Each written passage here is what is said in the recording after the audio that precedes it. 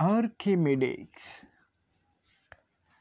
Archimedes কি বলছিলেন? Archimedes তিনি একটা পর্যবেক্ষণ করছিলেন, অবজার্ভ। লেটস একটা বস্তু, এই বস্তু বাতাসের ওজন হচ্ছিল W1। এই বস্তুকে যদি আমরা তরল বা বায়বীয় পদার্থে নিমজ্জিত করি, আংশিক বা সম্পূর্ণভাবে নিমজ্জিত করি, তাহলে এই বস্তু কিছু পরিমাণ ওজন হারায়। এই বস্তু পানিতে ওজন হচ্ছিল W2। মানে বস্তুকে যদি আমরা পানিতে নিমজ্জিত করি, পানি তরল বা বায়বীয় পদার্থে যদি নিমজ্জিত করি, তাহলে এই বস্তু কিছু পরিমাণ ওজন হারায়।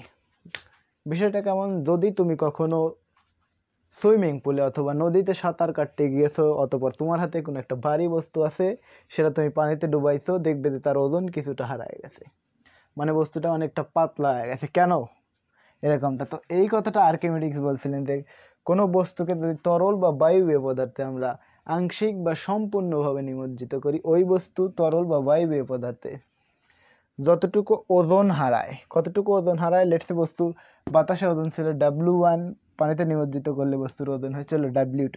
তাহলে তার হারানো ওজন কতটুকু? হারানো ওজন W হচ্ছিল W1 মাইনাস W2। W1 কি? W1 হচ্ছিল বস্তুর বাতাসে ওজন। বাতাসে ওজন। W2 কি? W2 হচ্ছিল বস্তুর পানিতে ওজন।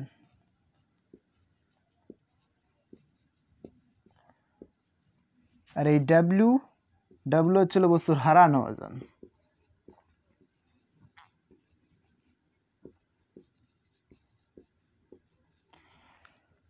কোনো বস্তুকে যদি আমরা বায়বীয় পদার্থ বা পানিতে আংশিক বা সম্পূর্ণভাবে নিমজ্জিত করি, তাহলে এই বস্তু পানি বা বায়বীয় পদার্থে লেটস এতটুকু পরিমাণ ওজন হারাবে।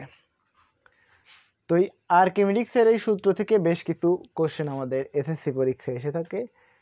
তো এই বিষয়গুলো কিরকম? তো এর থেকে বেশ কিছু কোশ্চেন আসে যে লেটস আমাদের কাছে একটা গোলক আছে, গোলক।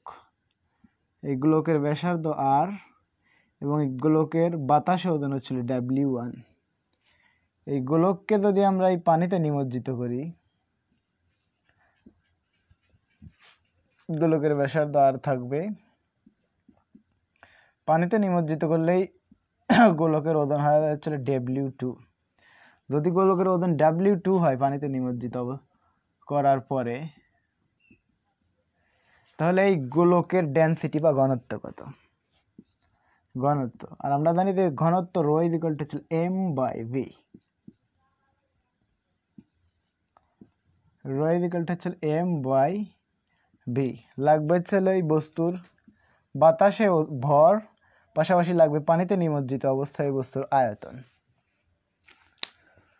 বাতাসে ভর কিন্তু আমরা খুব সহজেই বের করতে পারবো। ভর ইকুয়াল টু আমরা সবাই জানি যে W1 ইকুয়াল টু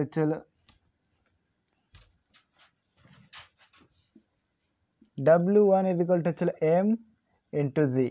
তাহলে m ইকুয়াল টু W1/g, আর v গোলকের আয়তন। গোলকের আয়তন কে না জানে ভাই?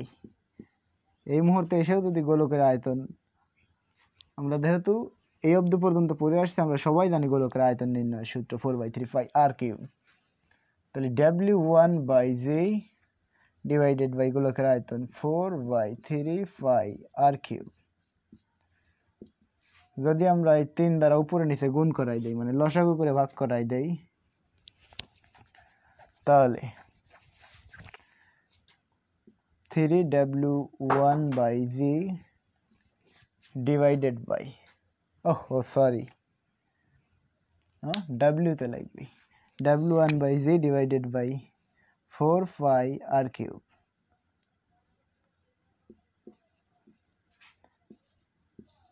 as simple as that। এতটুকুই কোশ্চেন। যদি একটা গোলক যার বাতাসে ভর হচ্ছিল W1, ওই বস্তুকে যদি আমরা তরলে নিমজ্জিত করি, তাহলে ওই বস্তুর ওজন হচ্ছিল W2।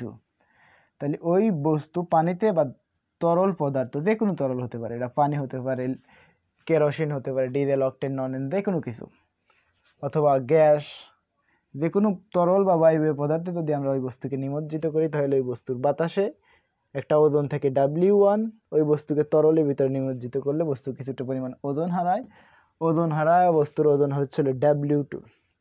যদি বস্তুর ওজন W2 হয় তাহলে ওই বস্তুর ঘনত্ব কত? আমরা জানি রো ইজ ইকুয়াল টু হচ্ছিল M/V, আর rho is equal to W1/G, M is equal to হচ্ছিল W1/G, আর গোলকের আয়তন 4/3πr³।